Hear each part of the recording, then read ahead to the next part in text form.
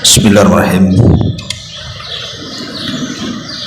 Assalamualaikum warahmatullahi wabarakatuh. Alhamdulillah wassalatu wassalamu ala rasulillah wa ala alihi wa sahbihi wa mawalah wa la hawla wa la quwata illa billahi wa ba'du. Ma'asyiral muslimat yang dimuliakan Allah subhanahu wa ta'ala, sering kita mendengar sebagian masyarakat awam, mereka sering mengatakan, saya sudah banyak berdoa dan berdoa, bahkan bertahun-tahun saya berdoa, tetapi tidak kunjung pula diijabah Allah subhanahu wa ta'ala. Maka jawabannya adalah, boleh jadi tidak dikabulkan doa kita ini karena ada beberapa perkara. Yang pertama, memang kita ini adalah orang yang tidak berhak mendapatkan pengabulan doa.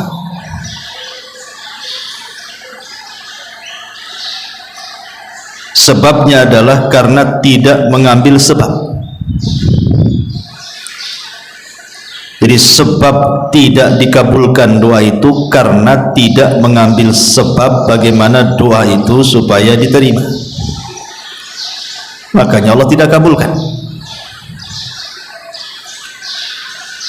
Atau boleh jadi pengabulan itu sebenarnya kebaikan.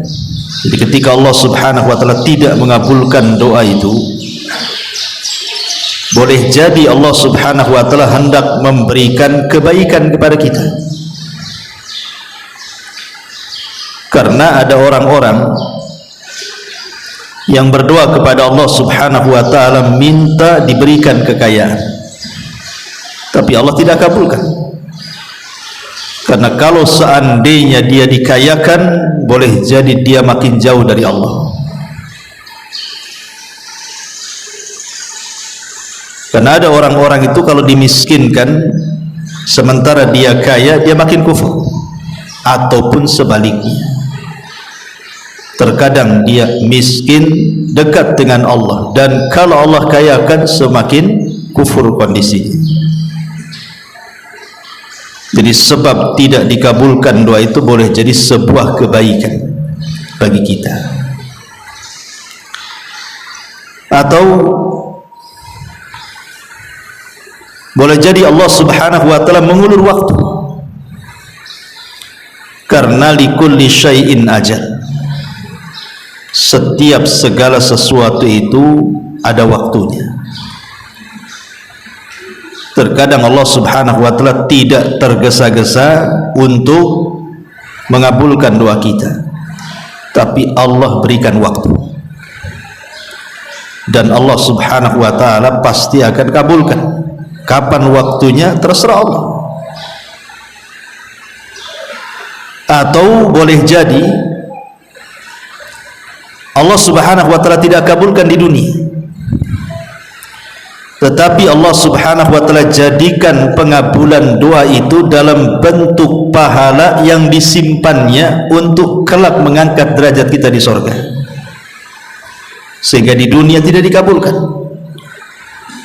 Sengaja Allah subhanahu wa ta'ala simpan sebagai pengangkat derajat kita di surga. Atau boleh jadi Allah subhanahu wa ta'ala tidak mengabulkan doa kita, bukan tidak dikabulkan permintaannya, tetapi Allah mengabulkan yang lainnya. Yang diminta lain, yang dikabulkan lain pula. Seperti contohnya, kalau diantara kita ada anak kita yang sakit. Kemudian kita berdoa kepada Allah Subhanahu wa taala supaya anak kita sembuh. Bertahun-tahun kita ini berdoa supaya anak kita sembuh dari sakitnya, tapi tidak kunjung sembuh. Pertanyaannya, apakah doa kita tidak manfaat untuk anak kita? Kita katakan manfaat. Lah kan enggak sembuh-sembuh anaknya. Dari mana kemudian ada manfaatnya? Ya, bisa saja dia tidak sembuh tapi Allah tidak wafatkan. Boleh saja memang dia tidak disembuhkan tetapi Allah tidak wafatkan dia. Artinya pengabulannya dengan cara menghindarkan bala yang akan menimpa kita.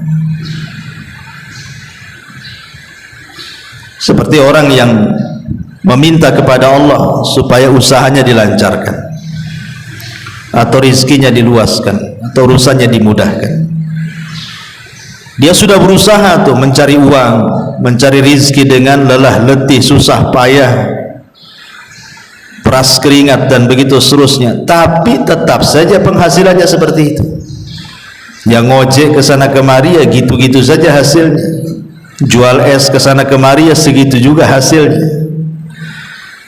Apa kita katakan tidak manfaat doanya? Manfaat. Boleh jadi yang harusnya mungkin ketika dia bekerja itu dia kecelakaan, tabrak orang atau nabrak orang atau jatuh kalau dia tukang dari ketinggian. Allah Subhanahu wa taala hindarkan bala-bala seperti itu. Jadi tidak ada doa yang tidak bermanfaat, semua doa itu bermanfaat. Inilah jawaban kalau ada orang yang mengatakan, kenapa saya sudah berdoa terus-terusan tapi kok tidak kunjung ada jawaban. Inilah jawabannya. Di antara 5 perkara yang sudah saya sebutkan. Ma'asyiral muslimat yang dimuliakan Allah Subhanahu wa taala. Nabi sallallahu alaihi wasallam satu hari pernah berkhutbah, khutbah Jumat. Tiba-tiba kemudian ketika Nabi SAW berkhutbah, datang orang Badui datang ke masjid, sedang khutbah itu Rasul. Kemudian dia mengatakan, ya Rasulullah, ternak-ternak kami mati semuanya, jalan-jalan kami terputus karena kekeringan sehingga belah-belah dan pecah-pecah. Kemudian ternak-ternak kami pun sudah mulai banyak yang mati karena kurang makanan. Berdoalah kepada Allah Subhanahu wa taala agar Allah menurunkan hujannya. Maka Nabi sallallahu alaihi wasallam di tengah-tengah khutbah itu langsung mengangkat kedua tangannya ke langit dan mengatakan, Allahumma aghithna, Allahumma aghithna. Ya Allah, berilah hujan kepada kami, ya Allah, berilah hujan kepada kami. Dan riwayat Allahumma skina, Allahumma skina, ya Allah, berilah hujan kepada kami. Lah perawi hadis ini Anas bin Malik radhiyallahu an menceritakan belum lagi Nabi sallallahu alaihi wasallam menurunkan kedua tangannya, tiba-tiba hujan deras, sak deras-deras, dan tidak berhenti selama 1 minggu. Apa yang terjadi? Kebanjiran di mana-mana. Sehingga Jumat berikutnya Arab Badui ini datang lagi mengeluh. Yang tadinya mengeluh minta hujan, sekarang minta diberhentikan hujan. Karena 1 minggu berterusan itu masalahnya. Akhirnya banjir di mana-mana. Maka Nabi SAW kemudian mengangkat lagi pada Jumat keduanya dan mengatakan, Allahumma hawalaina wala alaina, Allahumma alal akam waddirab wa butunil audiyati wa manabitis syajar. Ya Allah, hujanilah di sekitar kami jangan kepada kami, artinya jadikan hujan itu tidak berbahaya untuk kami. Atau kalau memang berbahaya, ya Allah, pindahkan hujan itu ke daratan-daratan tinggi, beberapa anak bukit, dasar-dasar lembah, ataupun beberapa tanah yang menumbuhkan pepohonan di situ. Dari sini kita tahu bahwa Nabi SAW mencontohkan bahwa setiap doa itu pasti diijabah. Cuman cara pengijabahnya ada yang langsung cash seperti Nabi SAW. Ini kan cash ini. Dia berdoa minta hujan, turun pula hujan. Ketika hujannya seminggu tidak berhenti membahayakan, maka Rasulullah SAW meminta hujannya dipindah ke tempat lain dan Allah kabulkan. Apa maknanya? Tidak ada doa yang tidak bermanfaat, karena asal doa itu sendiri adalah ibadah. Bahkan seorang wanita di zaman Nabi Musa alaihi salatu wassalam, Asiyah bintu Muzahim, istri daripada orang nomor 1 Mesir, Fir'aun.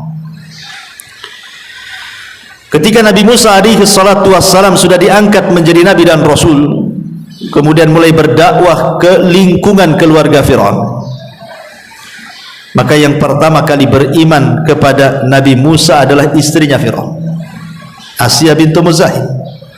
Langsung beriman kepada syariatnya Musa, dan dia pun menyembunyikan keimanannya.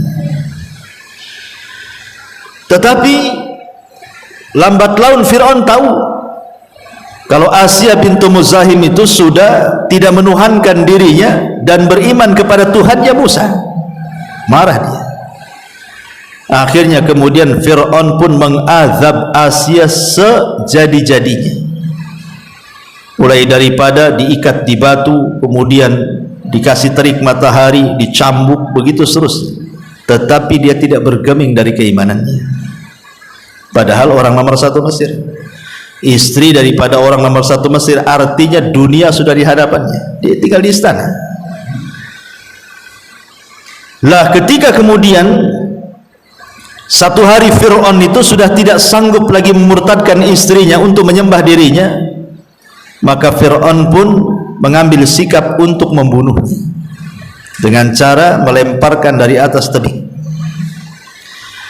Lah saat dilempar itulah Asiyah bintu Muzahim tidak ada tempat mengadu kecuali kepada Allah. Pada siapa lagi? Yang dihadapi orang nomor 1 Mesir, tentaranya banyak.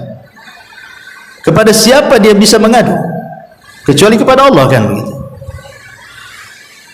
Dia tahu bahwa hanya Allah yang bisa mengabulkan doanya. Makanya saat dilempar itulah, maka Asiyah bintu Muzahim berdoa dan doanya diabadikan dalam Al-Quran.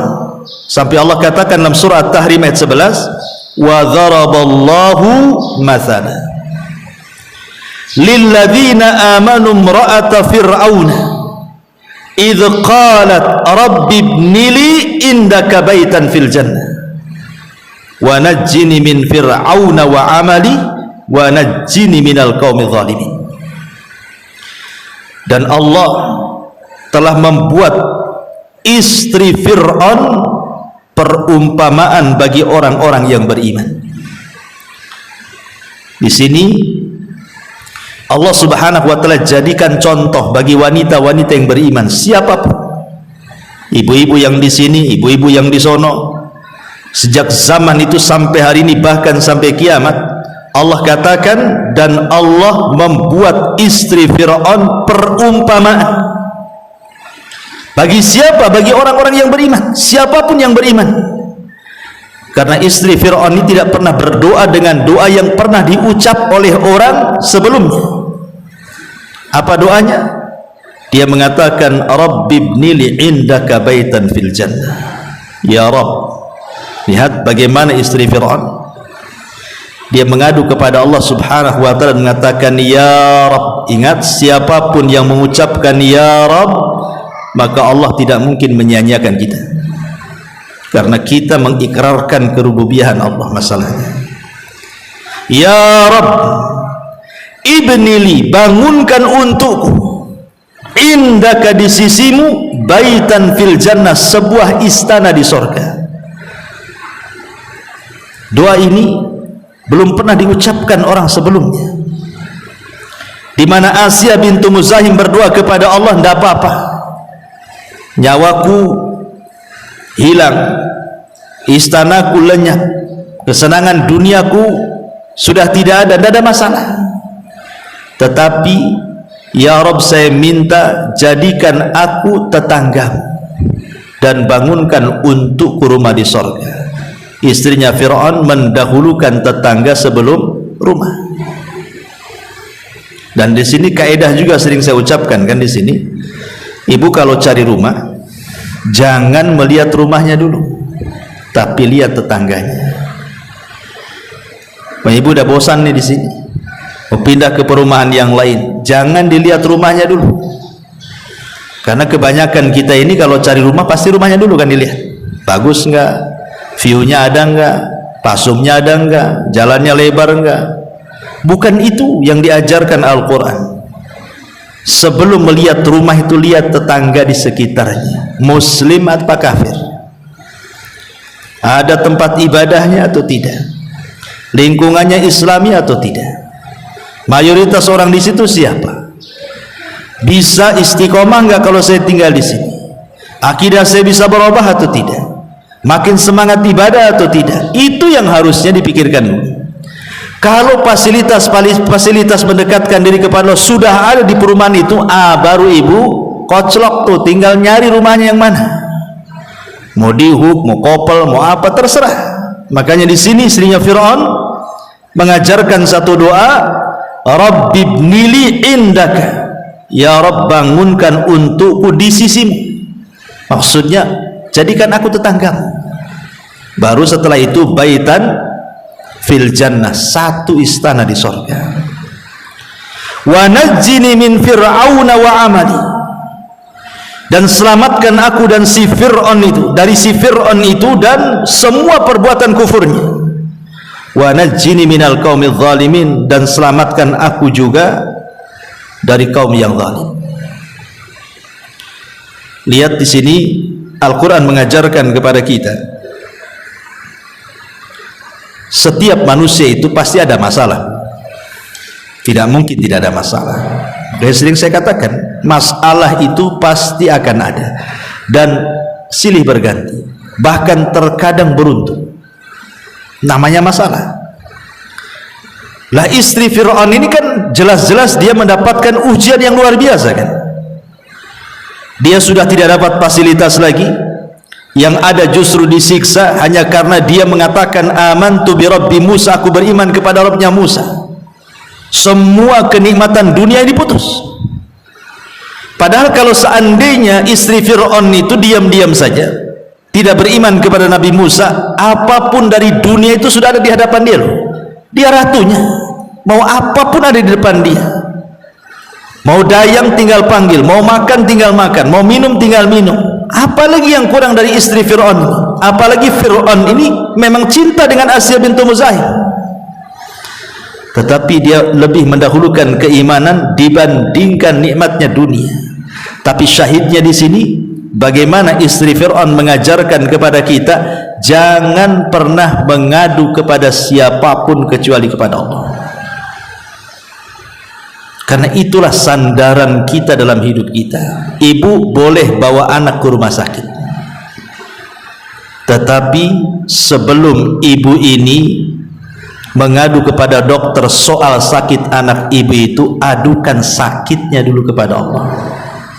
Itu maksudnya ya. Kita punya anak sakit ingin berobat, atau kita sedang sakit ingin berobat. Lah sebelum kita minta supaya dokter mengobati kita, minta dulu kepada Allah. Maksudnya sandarkan dulu kepada Allah, baru kepada manusia. Karena dokter pun tidak memiliki kesembuhan di tangannya, dia kan hanya sebab saja, usaha. Buktinya dokter sakit saja dia diobati dengan dokter yang lainnya. Kenapa kalau dia seorang dokter, kalau dia sakit, kenapa tidak diobati sendiri?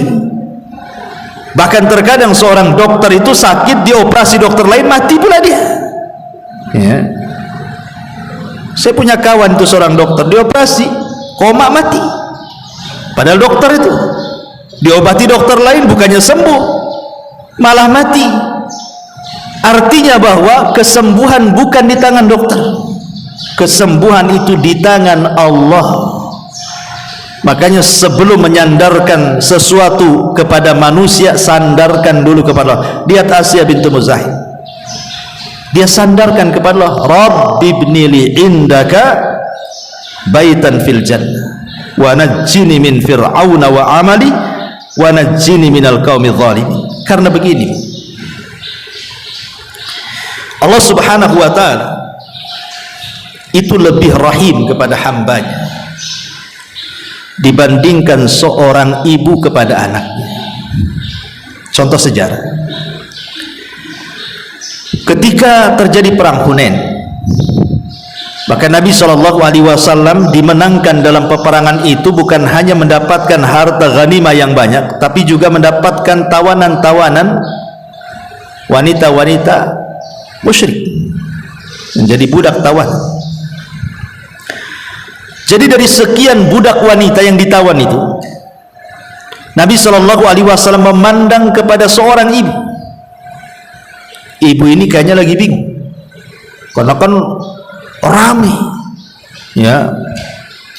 Tetapi mata Nabi SAW terpusat kepada ibu itu. Kenapa? Ibu ini keliling-keliling, setiap ada bayi kemudian diambil, kemudian diangkat, dipandang wajahnya, kemudian dikasih lagi, kemudian keliling lagi, nampak ada bayi, diangkat lagi, dilirik lagi, dikasihkan lagi sama ibunya.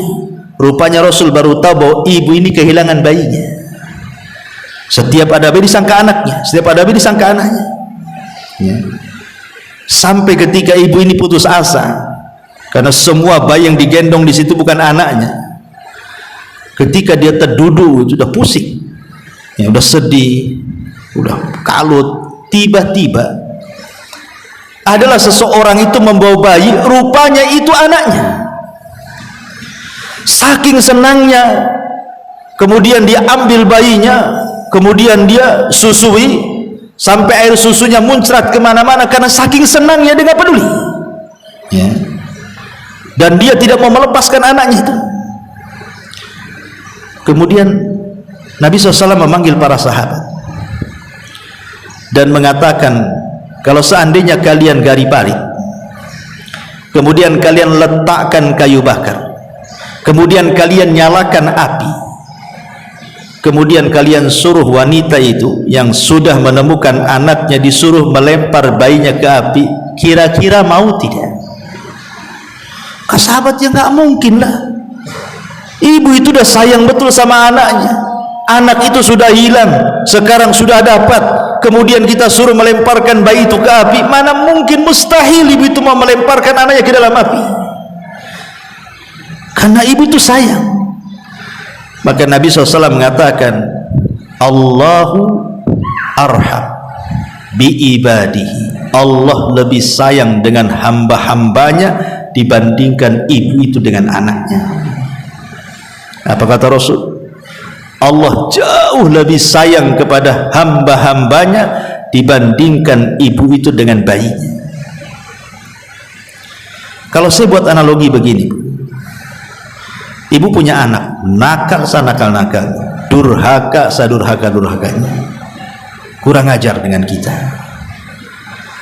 Tapi satu hari anak ini diberikan hidayah, akhirnya minta maaf kepada kita. Satu hari minta maaf, tentu kita masih dongkol karena masih kurang ajar. Tapi anak itu terus setiap hari merengek-rengek supaya ibunya itu memaafkan dia, terus setiap hari seperti itu. Memang dia menyesal, dia tidak akan berbuat lagi, dia sudah minta maaf, pokoknya dia terus memelas kepada ibunya. Kira-kira Bu, memaafkan gak ibu? Pasti akan dimaafkan, tidak mungkin tidak dimaafkan. Anak senakal apapun, kalau sudah nampak baiknya, apalagi mau bertobat, apalagi terus setiap hari meminta maaf dan nampak kebaikannya, saya kira hati ibu akan luluh. Tidak mungkin gak luluh, pasti akan luluh, pasti akan memaafkannya, boleh jadi akan merangkulnya lagi.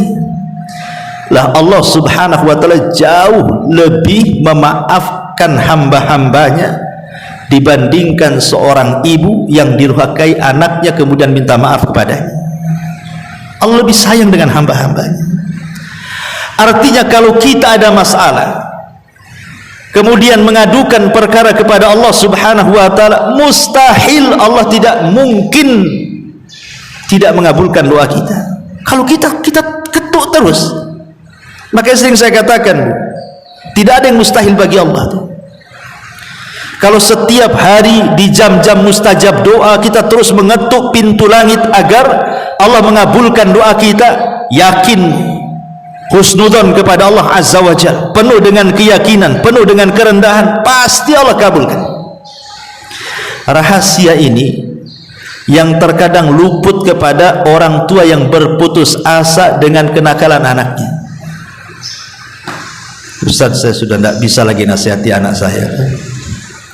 Jangankan lagi suruh sholat, suruh baik saja susah. Saya sudah angkat tangan. Sebagian ibu yang lainnya, aduh, boro-boro katanya mau sholat, tidur aja anak saya itu. Kadang-kadang bertengkar pula dengan anak gara-gara disuruh sholat tak mau. Sekarang anak saya sudah besar, kita ini mau berperang pula sama anak gara-gara nyuruh sholat. Sebenarnya kuncinya supaya anak kita ini mudah untuk sholat itu salah satunya apa? Ketuk pintu langit. Ketuk pintu langit. Yang mengeraskan hati anak kita siapa? Allah. Yang melembutkannya juga Allah.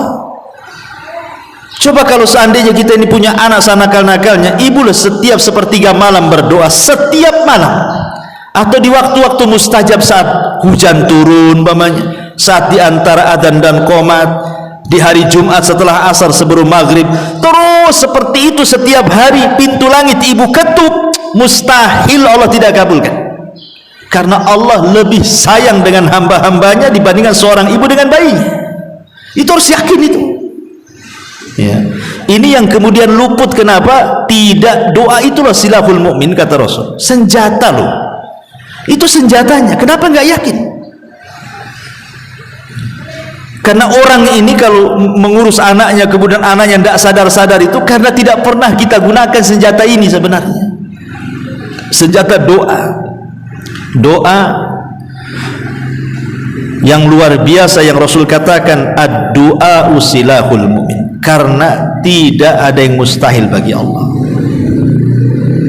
Makanya Nabi Allah Zakaria itu kan sudah tua, kemudian istrinya pun sudah tua dan mandul. Artinya kan mustahil punya anak tuh. Kalau sudah tua otomatis manopus, sudah susah punya anak, ditambah-tambah mandul lagi, sudah tua plus mandul, artinya double gitu ya. Tidak mungkin wanita seperti ini punya anak, mustahil. Tetapi rupanya tidak ada yang mustahil bagi Allah. Dengan terus-terusan berdoa Zakaria di mihrabnya, apa yang terjadi? Allah kabulkan doanya. Akhirnya kemudian istrinya hamil melahirkan Yahya ibnu Zakaria. Dari sini ada kaidah yang kita anggap mustahil tetapi bagi Allah itu mungkin. Yang kita anggap mustahil bagi Allah itu semua bisa mungkin. Maka jangan pernah meremehkan pengkabulan doa.